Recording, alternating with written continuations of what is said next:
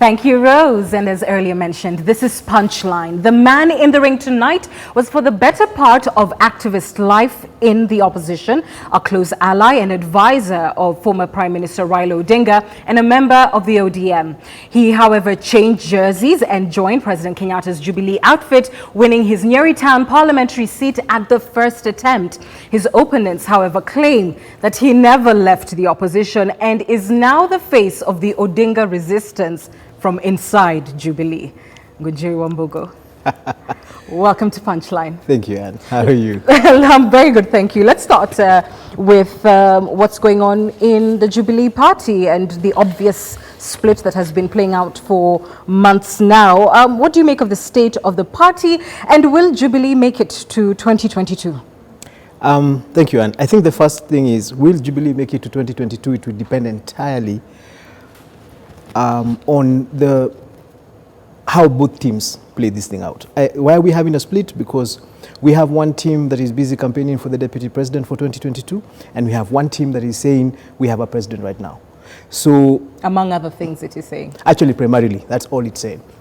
The argument from our side of the divide is we have a president, we have 3 years to go, and before we talk about what's going to happen in 2022, we need to get stuff done now so that we have something to sell in 2022. So when you say it is dependent on how both teams play, I mean, you seem to be acknowledging that there is the real risk that this party will not make it. What do you think would be this final straw, if you like? A lot of things have already happened. You have, a party primary happening and members of Jubilee saying they're going to support an ODM candidate. You have Jubilee fighting Jubilee in central Kenya, as we saw earlier in the polls. So, it seems like a foregone conclusion that the end is already nigh. The end is not necessarily nigh. I think what's happening right now, we have a jostling for space. There is this feeling within some quarters that the president is a lame duck, that the party leadership is no longer interested in the future of the party, which I think is extremely wrong. We've got some of my colleagues, I would be very candid to say, I think the deputy president and his allies are focused more on what's going to happen in 2022 and post Kenyatta than they are on what is happening right now. And the reason why Jubilee will either succeed or fail, you see, first and foremost, there's a party, and then there's a perception of the party. Right now, the perception of the party is that Jubilee is Uhuru Kenyatta and William Ruto. If they split, then even if one of them goes with Jubilee, the feeling would be like Jubilee has failed. So when I'm talking about Jubilee failing, it is the current structure of Jubilee as it is, where we have the party leader being Uhuru Kenyatta, deputy party leader being William Ruto. Are they going to last up to 2022? I actually think it depends entirely on William Ruto and how he's going to behave over the next 3 years. And by his behavior, what do you mean? Is it wrong for William Ruto to say that he has ambitions and that he can talk about his ambitions and serve the administration at the same time? It is, when the president who you serve and who is your boss tells you to first hold on to your ambitions and help him to finish his term, which is actually what the president has been doing. The president has been saying, look, if we get into premature campaigns, I don't know whether people understand the danger of premature campaigns. The reason why in every mature democracy campaigns are limited to a particular period of time is because campaigns are divisive. Campaigns are about dividing people so that you get some people to support you, and then some people will not support you.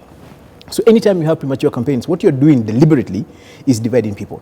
And the reason why the president has a problem, in my opinion, with premature campaigns is because they're divisive. If you have a situation, look at Central Province right now. Just the only reason we are fighting is William Ruto's 2022 campaigns. If we were not having that conversation, there would be no fight in Mount Kenya. So we have a situation. You're saying William Ruto is a divisive figure? In Mount Kenya right now, yes, he is.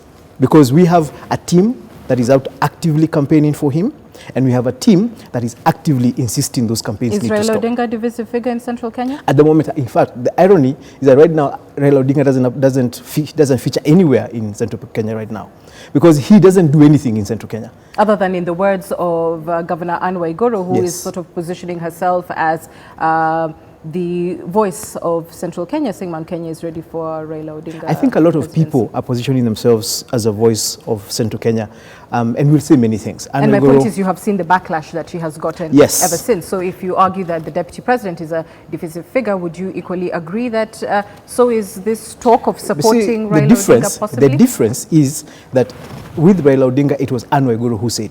Raila hasn't said anything. He hasn't been to Mount Kenya region to campaign. He hasn't done anything.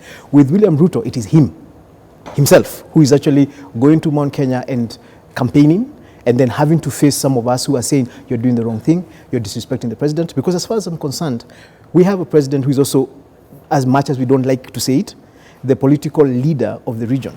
And he's still in office. So when you start campaigning for your office, for his position, and he has 3 years to go, as far as I'm concerned, what you're doing is disrespecting him. And as much as we can argue that... disrespecting him, and this may not sound very nice, but it's not illegal. It is not. This is a democracy. People are allowed to hold their different views. Exactly. And that's the reason why we are not saying that what he's doing is illegal. We're just telling him that he's doing what the president is telling him not to do. But you are saying other things, including the fact that you will humiliate any leader who comes into your area to campaign. And we'll get into that shortly. But just as we conclude on the matters of the state, you said you will embarrass them. You spoke both in Swahili and in Kikuyu, but we'll return to that later. Let's just conclude with the matter of the strenuous relationship or marriage within Jubilee. Do you see that also causing a significant challenge in the working relationship between the president and the deputy president? And if so, what then becomes of the pledges that Jubilee made at the last election? There's the two things. First and foremost, I don't think right now we have a working relationship between the president and the deputy president. You do not think that there is a working relationship? I don't think it exists. You think it has completely fallen apart? Why do I say this? Today I was just discussing with a friend of mine how the deputy president was at the coast, and he launched some project, LAPSET project. And I'm thinking to myself, today is Sunday. So you go and launch a government project on a Sunday, and you have no government officials with you.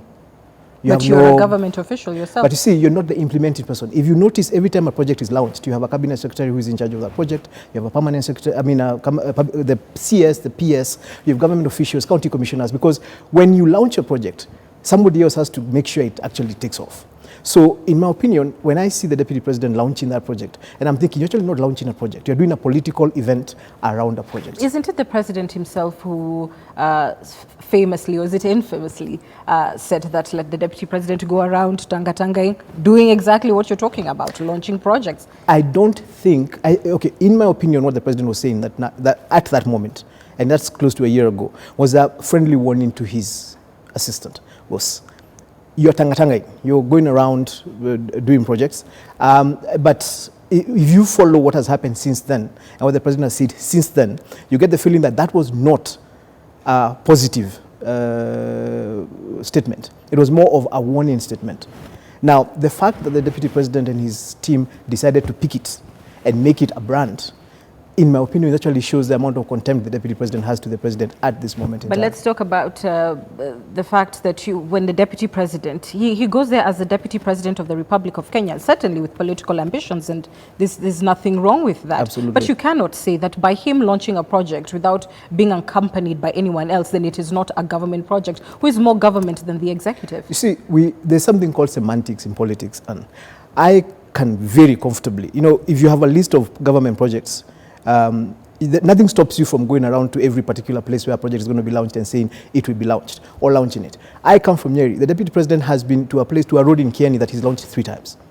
Same road, different parts. Why? Because you need to meet 3 different groups of people. So you identify and you get 3 different stops and you launch the same road.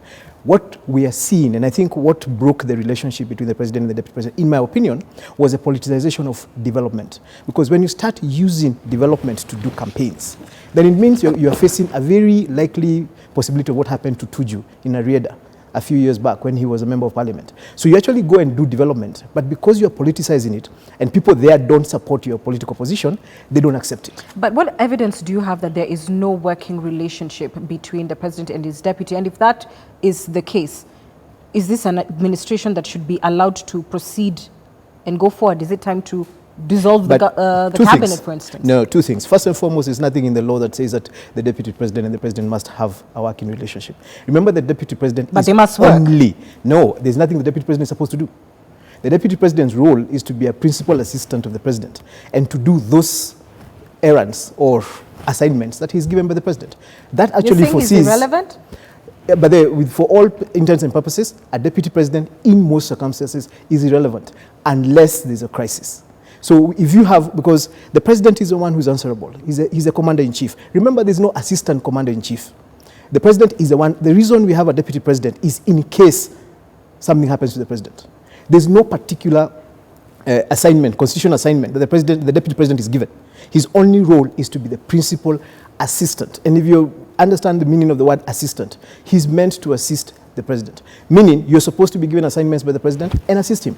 There's no way you have your own agenda unless the president gives you a ministry. Why should a government that is at dysfunction at that level continue to sit as presently constituted? We've already seen, but there is dysfunction. How? For instance, you've already said that the top two are not working together. But couple add to that the fact that we also saw in the cabinet just months ago, the talk of allegations of assassination that literally split the cabinet in half. Part of it being accused of having being part of a group that is plotting the assassination of the deputy president. In that kind of dysfunction, is that a government that should continue and that could actually deliver on the pledges that it made Kenyans? I think there's a mistake you're making, Anne.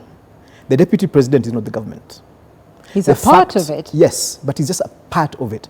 If we were having a problem between the president and cabinet secretaries, remember the deputy president doesn't have a role that he's playing. He doesn't have a particular assignment. He doesn't have a ministry.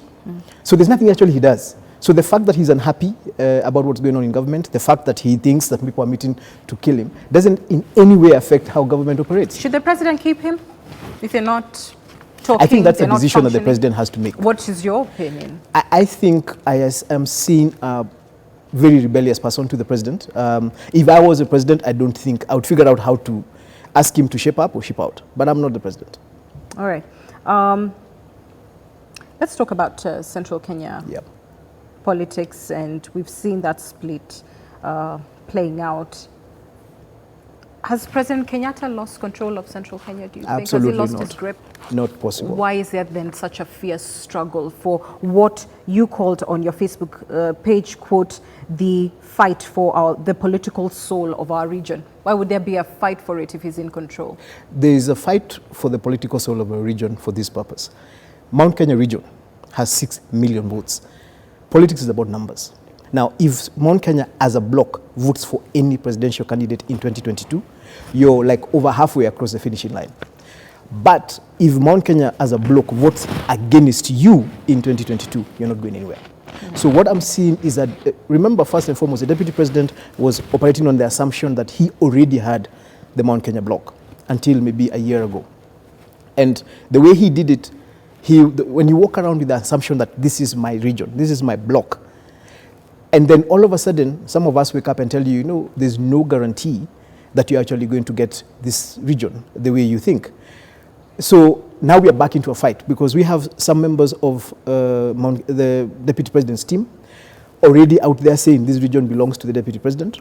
We have some of us who are insisting, no, this region hasn't changed. It still belongs to Uhuru Kenyatta until he's finished with his term, and most probably a few years after that. But we've never seen such a fierce challenge of the president in the Mount Kenya region as we are now. We've got leaders saying that they are not getting development. We have got, almost what appears to be all-out war between, different factions or sections.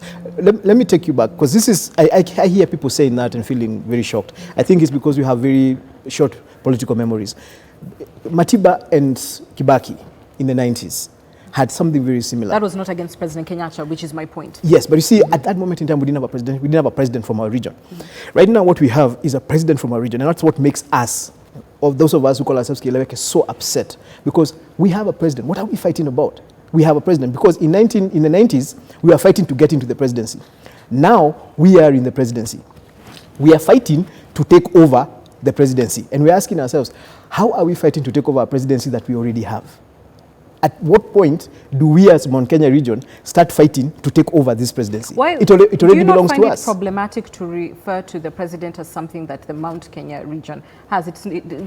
Regardless of where he comes from, he's the president of everyone. So why speak in such terms to take over a presidency that we already have, as if it is because I'm a politician, a little something that you put in? Because I'm a politician from Mount Kenya, I was elected to represent the interests of Nyeri town, which is a section of Mount Kenya. Our interests are very specific. If I came from Western, I would be saying something different. If I came from the coast, I would be saying something different.